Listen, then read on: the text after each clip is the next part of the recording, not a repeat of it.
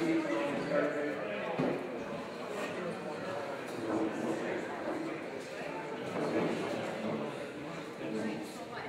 Before we get started, please help someone. The restroom is back in the corner there. Get up and get your coffee and eat. We'd like to especially thank Scott and Nicholas for using the shop.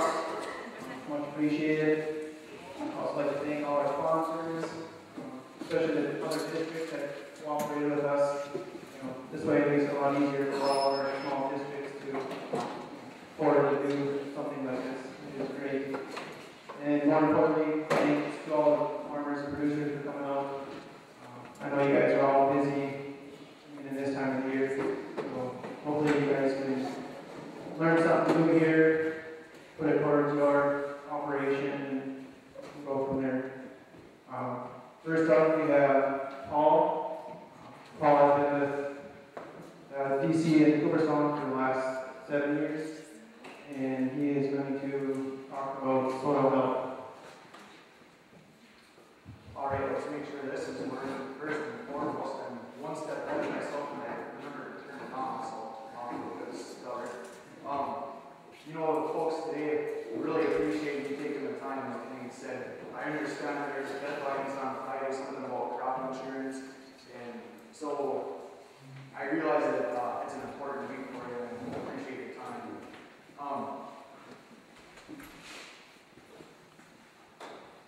I think one of the first things we're going to talk about here is this slide I put together for a reason.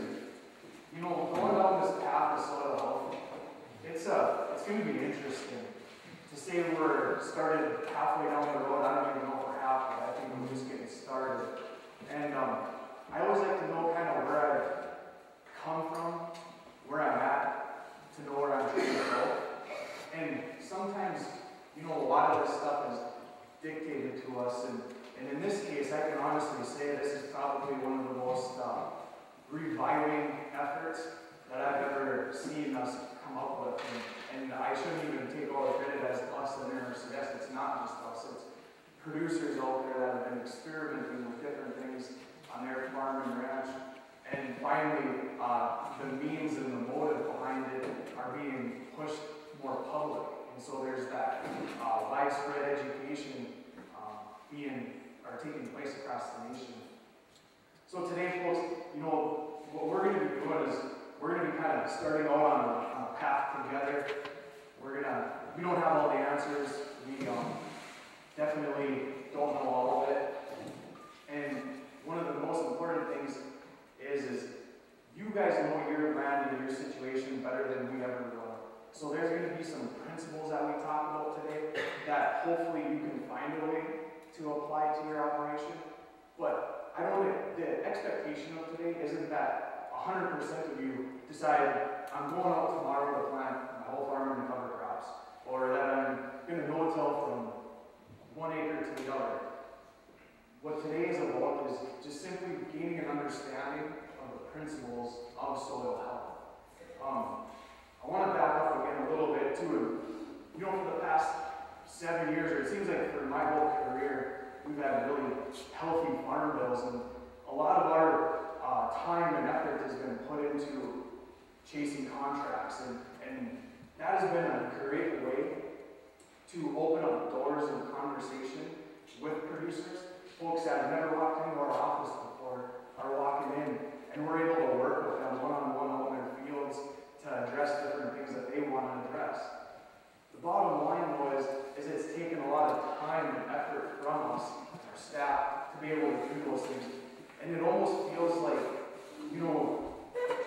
this winter when the farm bill was delayed and the funding wasn't exactly there like it always has been, and we had a lot of applications in the hopper that didn't get funded, we kind of looked at each other and we were just like, wow, this is kind of new territory for us. What are we actually going to, do this winter?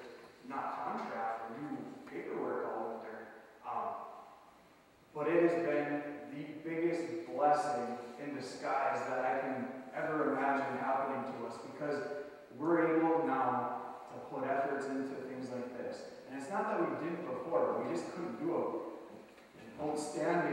about it. And in order to, put your efforts into something and kind of, excuse my language, half-ass it, it takes a little bit out of it, and it's not as gratifying as when you can really, sit down with the producer and really get to know their operation, as best as they want you to get to know it, I should say. So, with that said, you're going to see a lot of these field tours and different demonstrations being done. You've seen our investment into a trailer outside for soil health. Inside that is a rainfall simulator that we can take out to any stubble field or any fields, and we can help, we can take a sample right from your field and run that and kind of start to look at what's happening. And last summer, Brandon invited me over to Foster County to a workshop, and let me tell you, it was interesting to see people's faces when they started seeing the actual application of that, simulated rain hitting their different crop types. So, anyway, it's kind of where we are, where we've been, hopefully where we're headed. I touched on this briefly. I've been beating myself up, and my staff, they have to put up with me every day because I'm energetic about this stuff. A lot of people wonder what the heck I have for breakfast in the morning, and it's nothing illegal, I promise. It's just that I'm really passionate about this. And the speakers that we have today, I'm just thrilled that they can take time to be here with us today, because I know that they're passionate as well. But I want something to be clear. Today we're going to talk about principles. It's going to be things that you need to just think about and not necessarily, again, I don't expect 100% of you to go home and just start this tomorrow. If I can get 5, 10%, I'm a success.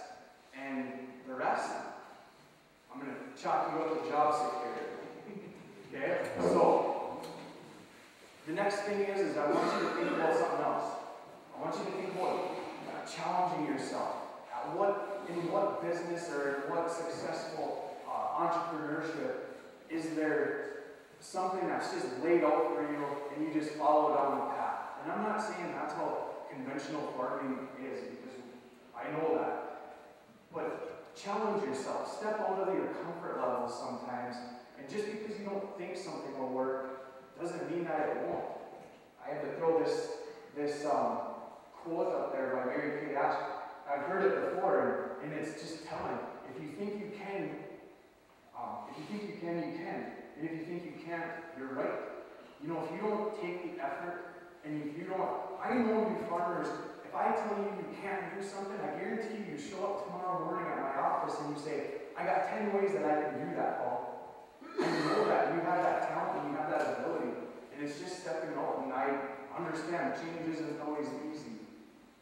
Especially when your livelihood's on the line for mistakes. So, again, it's easy for me to say, so we're going to just simply talk about principles. Again, along those lines of principles, we can teach those, but we can't give you an exact recipe for how to apply these things to your land. A lot of folks have a brand new no-till drill, but I've never seen them used in a more conventional way. And I don't know if it's maybe like me and wife at home that need to go out and do some tillage just to go rocking and rolling, or if it's, something else, but those drills are able to do phenomenal things, guys, and you pay the price for that technology. So, give it a chance and use it up to its capabilities. Again, another quote regarding principles. It's just so important to understand that there's different recipes for each and every one of you. You know exactly what can be done with your operation, and it's up to you to maybe figure out a way to adopt some of these things. Another thing, and we hear a lot of this, I'll hear, oh man, I tried no-tilling last year, and there's no way I will ever do that again. Well, I can think of any number of 40 different variables that maybe contributed to that 5-bushel decrease, or that wet stress issue that you had to deal with. I understand that, and I don't think that there's any method or any management that could be judged off of 1 year's trial. And that's another thing that, it's frustrating for me, but yet at the same time, I understand. I like some of you know this, I help my uncle farm. He's over in central part of the state in Wells County. And he's as conventional as it gets. I can't even get my own family to take my lead. So I don't know what that says, but I'm going to just keep plugging forward. Again, here's maybe another one that I think you're going to hear touched on throughout the day. Don't be your own worst enemy. Sometimes the way we've always done things has created some of the issues that we deal with. So think about that definition of insanity. Keep doing the same thing over and over and expect different results. Okay? So again, goals for today. I realize that there isn't going to be 100% success rate over this. And success is measured by you folks, what works for your operation. But if I can just help a few of you adopt some of these practices or principles, that's a success. And again, I'll just keep on working down the road for the rest. Again, gaining a better perspective. There's a lot of things that we kind of take for granted, and we don't always understand that we might have a second generation of farmers that are going to depend. It might be in our family, it might not be in our family. But we need to have that mindset of leaving things better than where we started. And that's another key aspect of, I think, what you're going to see today. So, this leads me into the start of things. And one major thing that we have to understand today is that the soil is alive. And it eats, it breathes. That sounds pretty familiar, doesn't it? And we're going to talk a little bit about its home. You need to think about the soil as being a factory, okay? It's full of all kinds of workers. It's not the workers that we, traditionally think of, but it's a lot of folks that are only seen under a microscope. And those folks are the ones that dictate a lot of the issues that we get to either reap benefits of or need to improve on. And so that's something that we need to really understand, is that our soils are alive, and if we don't treat them as such, we're going to continue to face adversity as we depend on them. Okay? Structure. One of the biggest things about tillage, and this is why, like I just made the comment to me, your wife is just sick here and wants you out of the house and gotta go and work the field. But it seems like there's so much excessive tillage that's done, because I don't know what temperature the soils need to be for you, but there's almost like midnight stage black before we're happy. And I don't think that that's necessarily economical. And when we look at some of this stuff, as we start talking about principles, we're going to see that every time a chisel plow or a disc or any tillage implement goes across your soils, it's just like as if an F6 tornado comes right through Cooperstown and wipes out Posimock, Cheyenne Tooling, any of those different companies. There's a lot of diversity in those people that work at those places to make it function. And that's the same that can be said for our soils. If I back up, we've got all kinds, protozoa, bacteria, fungi, organic matter levels. Everyone knows about organic matter, but not everybody knows about the bacteria, protozoa, the fungi. There's so many different workers in the soils that we're basically wrecking the home of. And we need to understand that, yep, nature is a resilient bugger, and we'll be able to beat it up as much as we want, but eventually it's going to catch up with us.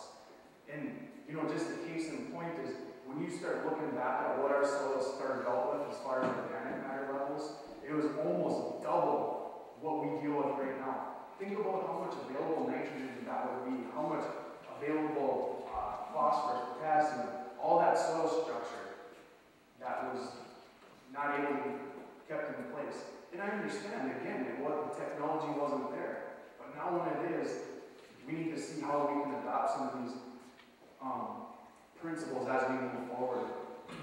So maybe here's a definition, so to speak, of soil health. It's, you know, there's physical and chemical, but maybe most importantly, biological functions of the soil. And each one of them is extremely important.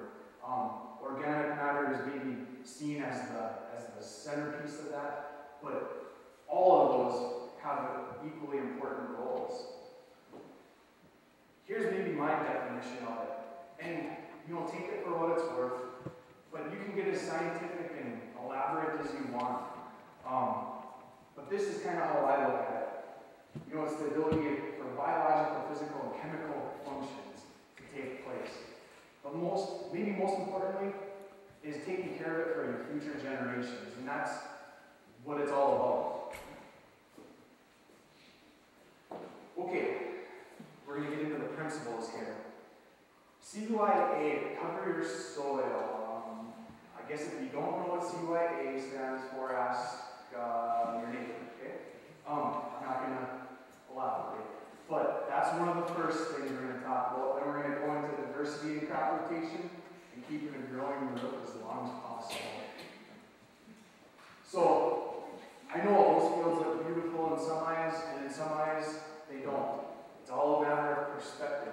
But again, if you're looking at carbon, so residue, manure, etc., being the food for the factory workers,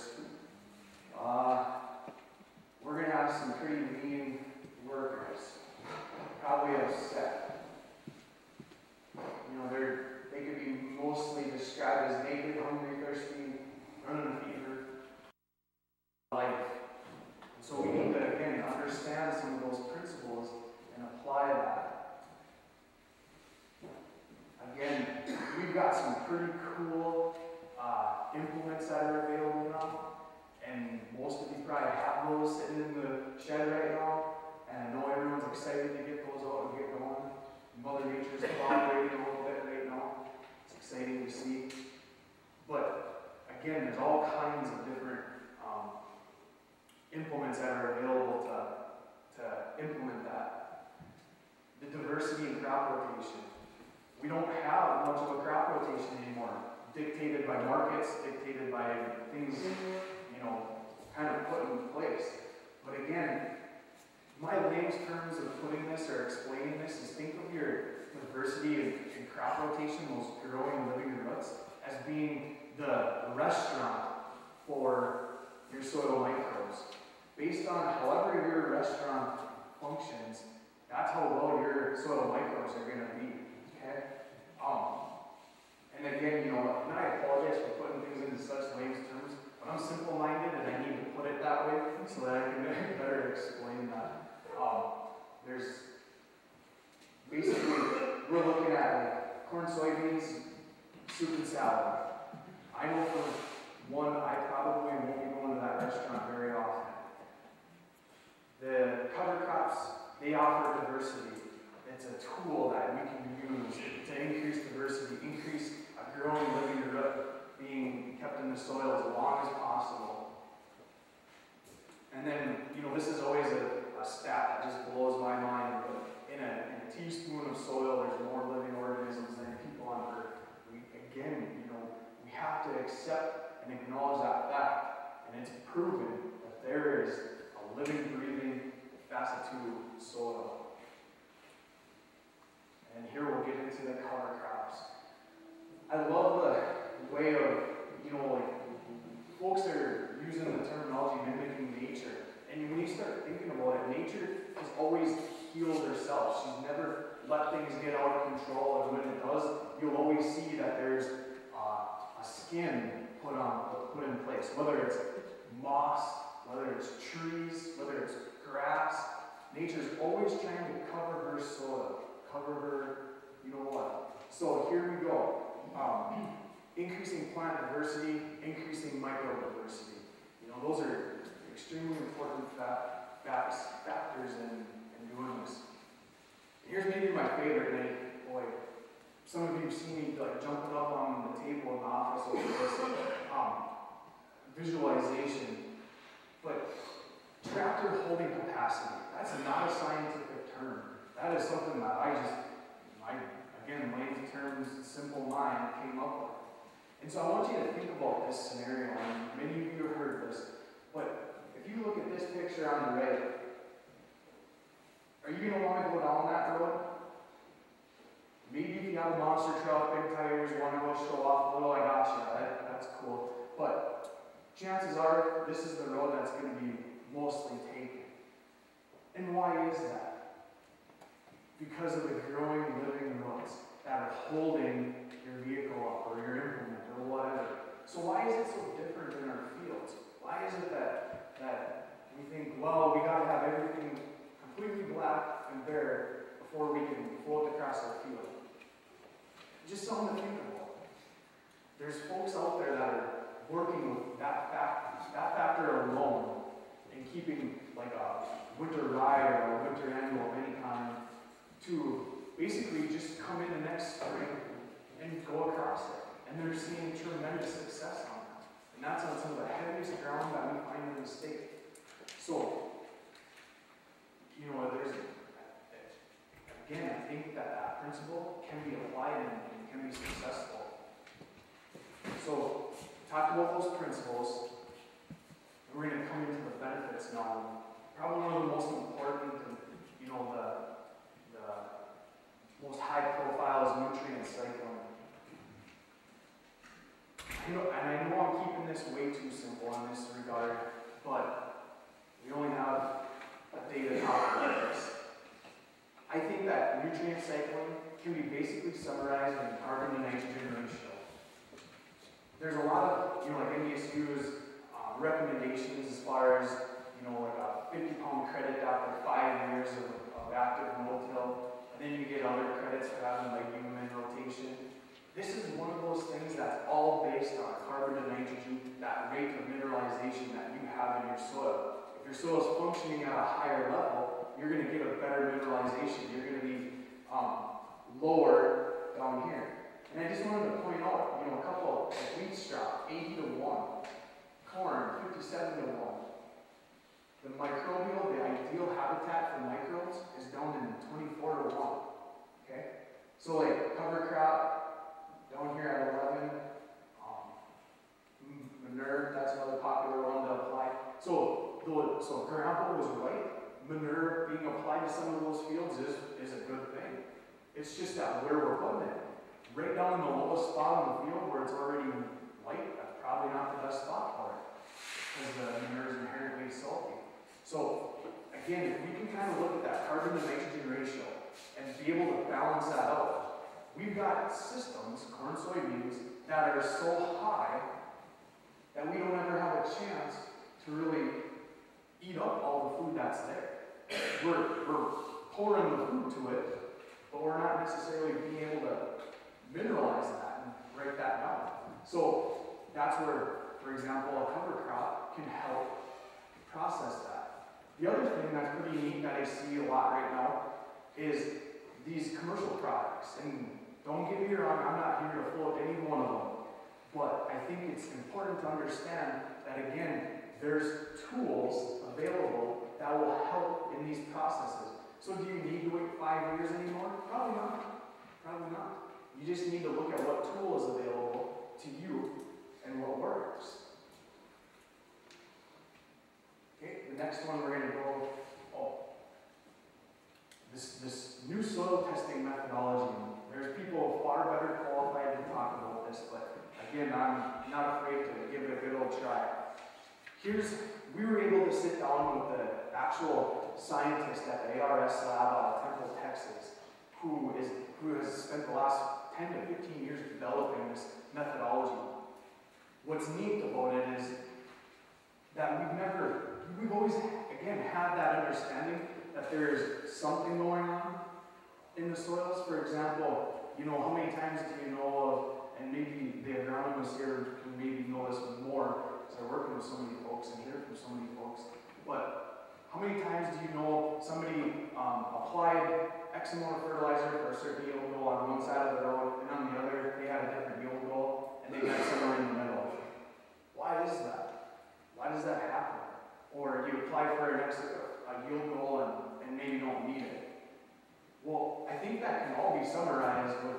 bottom statement, Mother Nature dictates more about nutrient uptake than most any product that we want to put out there. There's long research that's been published that shows even on commercial inputs, only 30 to 50% is actually taken up by the plant. That's incredible when you think about the difference there. So again, we want to look at some of these studies. You don't have to do much research, folks, to find this stuff. You just type it in, you'll find it. I was able to pinpoint it pretty quickly. But there's a lot of things that are going on because of the microbial activity in the soil. So a lot of times, our traditional tests, they've shown the plant available NPK. Pretty straightforward, and it's helpful. That's a great thing to know. You got to know where you're at before you know where you're going, right? I've had folks say, yep, we soil tested everything, and yeah, it's showing this, but we're going to do that. Or, yeah, we do it, but it's more just an exercise now than really anything. That's fine. Whatever, I got you. Again, it comes down to you know your land better than I ever will. But I think that there's more to understand about how that soil is functioning before we just chop it up to, let's just keep exercising. So, here's what's really neat. This new soil test is based on average yield. So it's not pouring the coals to anything, it's average yield scenario. The goal is max profit. It's good. You're going to put in, this test is available. I know Egg Lice will do it once they get the demand for it. Ray Ward out of Ward Labs in Kearney, Nebraska, they've been up and running for a few years doing this. But this is fairly new, and I feel like the implications are phenomenal. For folks that are looking to understand their soils a little more, cut back a little bit on some inputs, especially with some lean profit margins coming up, this is exactly where a person needs to understand what's happening, what's needed to meet those possibly the same yield goals that we've been accustomed to. So, max profit, you're going to put in a bunch of different variables you'll fill in for your area, and it'll kick out, basically, it breaks it down like a speedometer. It kind of tells you your percentage chance of success for X amount of whatever scenario you want to plug in each other. Again, the methodology, I'm not a scientist, but basically what the difference is that they're able to measure because of the soil microbial activity, they're able to measure how much of that carbon is released in a 24-hour period. And then based on some of that and carbon to nitrogen ratio and a few other things, they're able to basically mimic nature with what a root will actually put out in its rhizosphere, and it'll actually be able to mimic some of those things to where it's able to give you a pretty good reading of what is going to be available. So again, we're mimicking nature, we're still taking the same tests and the same results as before, but we're also measuring the stuff that we haven't been able to before. So again, here's my layman's terms. We've always measured the savings account. We've seen the little bit of pounds of nitrogen, phosphorus, potassium that's there. Now, we're going to be able to measure the savings account. Or excuse me, I think I said savings account. This is the checking account. This is the savings account. And now we'll be able to measure both and be able to apply a realistic understanding of how much mineralization is going on in my automatic transfer. And you can decide that. If you still want to continue to put on your normal rates, that's perfect. But at least you know what you can expect. And in some of those years when you don't get what you expected, or you get more than you expected, you'll know. There's maybe a little bit more of a rhyme and reason. Here's one of my favorite ones, and I know that you guys will get a kick out of this because, we have such wet conditions and we fight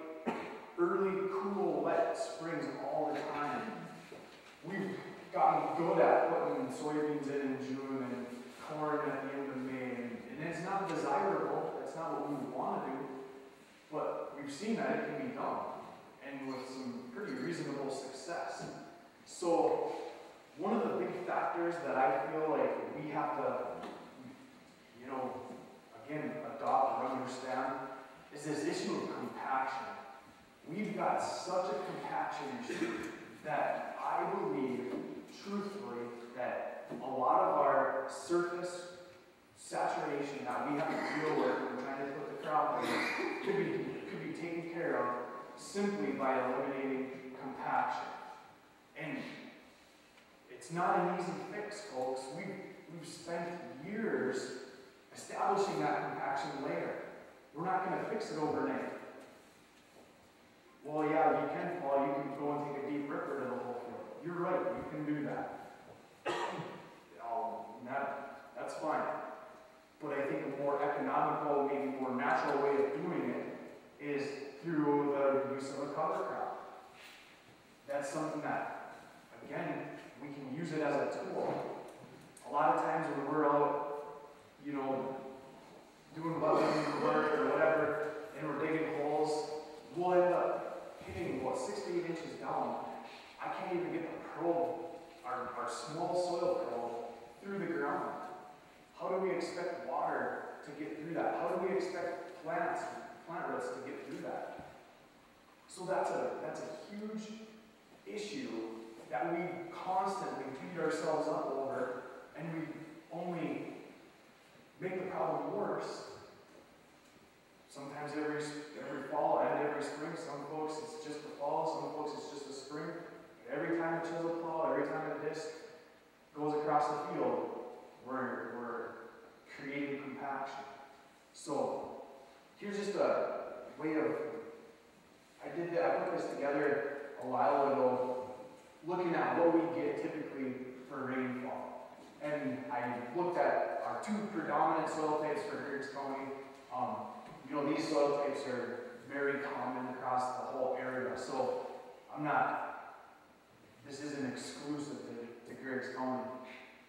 There is right around 9 inches of water that should be able to be held within that top 2 feet. Same can be said over here for the Heimdall and Rick. So, again, if we're getting that much, and our soil should hold that much, how come all this is sitting on the top? That's because we're getting it too fast, right? So what accelerates that, or what makes that problem worse, is our infiltration rate. Again, another test that we can do out in the field is testing infiltration rate. And I'll tell you that it is not good. It is not good at all. We're sitting right around probably 2 inches an hour and a half. I mean, it's very explainable why we have excess water sitting like that. And if you have that across your entire field, what's happening to all that surface water? As your top 6 inches get saturated, it's just going to run and collect and sit longer in places that, oh man, I've never seen water sit like that before. And again, don't get me wrong, I'm not, that big of an optimist to not understand we don't have groundwater issues and more rainfall than we've ever seen in the past. But again, we're not helping ourselves by having that compaction line. Again, here's a couple pictures that show right here is where we got to. So it doesn't take long to dig down and you've got a pretty significant compaction layer there. If you look at this tillage radish, it's hitting that hard ground. This ground was so hard, it's unbelievable. It basically took a 90 and found a way to get through it. Again, this is exactly what we're trying to do. We're trying to open things up. That picture in the middle is Dave Brandt. He's a farmer in, I believe, Ohio that's been doing a lot of the cover crop stuff. And he's a lot of the reason that some of these cover crop, this new stuff is getting put out there and being shown to be so successful. This last year with Prevented Plant, we definitely took it, pushed this cover crop mix of sunflower, sudan, tillage radish, sugar beet, and barley. And that worked great. There's places across the county that they got it all along their waterway or low area or whatever PP acres that they had. And what a great scenario, because now this next year, that's going to be dead. It's going to be basically broken down by the microbes. And then they'll be able to seed right into it, hopefully. I know it'll probably happen to most of it, but. Okay, physical stability and support. Again, we're going to talk about my favorite non-scientific term or phrase in tractor holding capacity, but we got to think about our structure as just like a house. And when you start looking at this stuff, it's pretty neat how it all comes together just like a house. And so the roof is your surface residue. Your insulation is the glomalin, the glue that's in the soil that creates the aggregates. Nails are the humus and organic matter. You can read them. So that's just another perspective and a way of looking at this. And that's an example, not locally, don't worry, it's not anybody that sent this. That's an example of what can happen when we don't have good structure. And Ken, I didn't pick John Deere just to pick on you guys either. It was just by chance he was on there. Here's another example of what poor structure leads to. And it's sad to say, but this stuff isn't that hard to find. And so we have to look at this stuff as being almost like our savings account. That topsoil is where you guys make your living and where you expect to make your living for the next generation. So when we see this, I mean, if this is my neighbor, I'm sending them a thank you card because they're basically giving me their savings account. And I appreciate that. That's a joke, but I mean, we need to prevent this at all costs. And if that means leaving residue in the fall to protect it, please consider doing that. Come in the spring and do what you need to do. Again, here's a great example. You've maybe seen this in the office. We have it on the counter of running aggregate stability. And basically, you're taking a look at how well that aggregate holds together. One of the most interesting things is when you see saline soils, that stuff, as soon as it hits water, cannot break apart fast enough. It basically explodes. And it's just really telling that when you get into those gumbo spots, no wonder you sink to no end because there's no structure there. When you start seeing a good soil structure, you're going to just think of like cottage cheese. That's the kind of texture or structure you want to see. There should be, half air and water, mineral, etc. And again, a home for the living and breathing workers. I can't stress enough how it's awesome to see the new technology that's being done in this area. There's folks that are coming up with new things that they're finding, new roles for each. It's going to be people's careers for many, many years to come. And so this is something that we're only touching the top of the surface of, I should say, of where we're at and where we're going in this realm. Pretty neat to see, and I think we'll talk a little bit about it, the chemistry that's being done around that rhizosphere and how it changes what it needs to be able to absorb nutrients. That's exactly what it does. And it'll do that on its own because that's how it's supposed to function. Again, keeping it growing really throughout the growing season or as long as you can is going to continue to feed those microbes and keep them functioning. I don't know about you guys, but I don't like to be cut off from food. So when I get a little irritable, maybe not as productive, etc. Same with microbes. They don't have carbon residue to eat and to breathe, to function on, they're not happy. So I need to, kind of wrap this up. I know taking up too much time. We need to understand it takes 500 years to grow an inch of soil. And when we see the different modes of erosion across the area, I'm not just picking on our area, it's all over. There is a role for what we're talking about, adopting these principles. And we need to understand that our future depends on it. We can look to our north and to Lake Superior, or any of the Great Lakes. You can look to the Chesapeake Bay. You can look to the Gulf of Mexico, and it's all there, folks. We have an issue with erosion and nutrients getting to main waterways, and it's not reflecting well on the agricultural industry and others. And unfortunately, we know that that's not all to blame. But those that make rules and policies don't always understand them. And so I just think that looking at some of these principles that we're talking about, it's just going to make things better all around. So I guess a couple challenges. Look at your soil in a different light.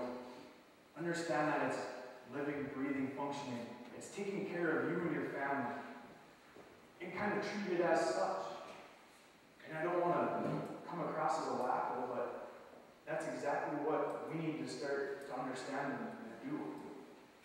And again, have a piece of humble pie. Open yourself up to change.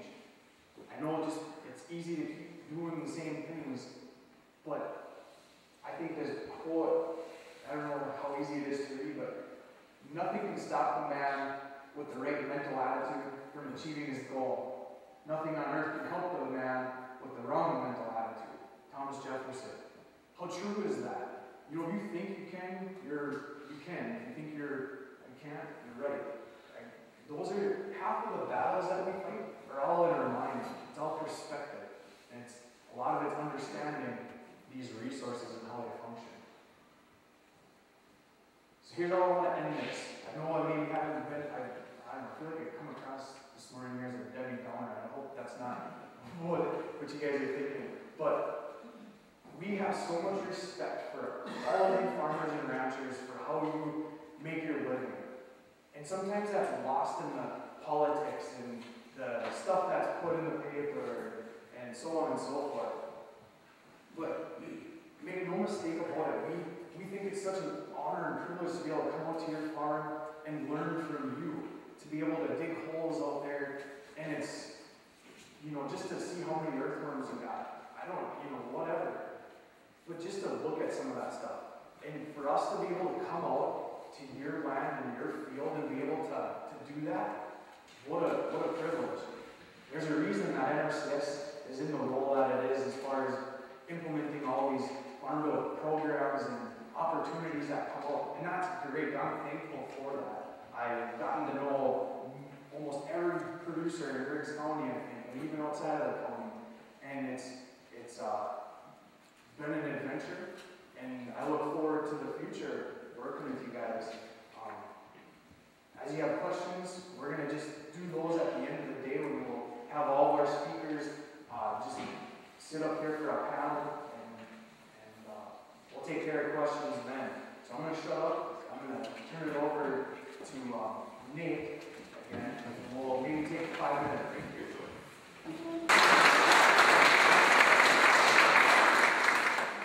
There's a lot of good information. There's a lot of info. Said, help yourself coffee, cookies. Next up, we'll have Dan Worthy. And Dan is from Gettysburg, South Dakota.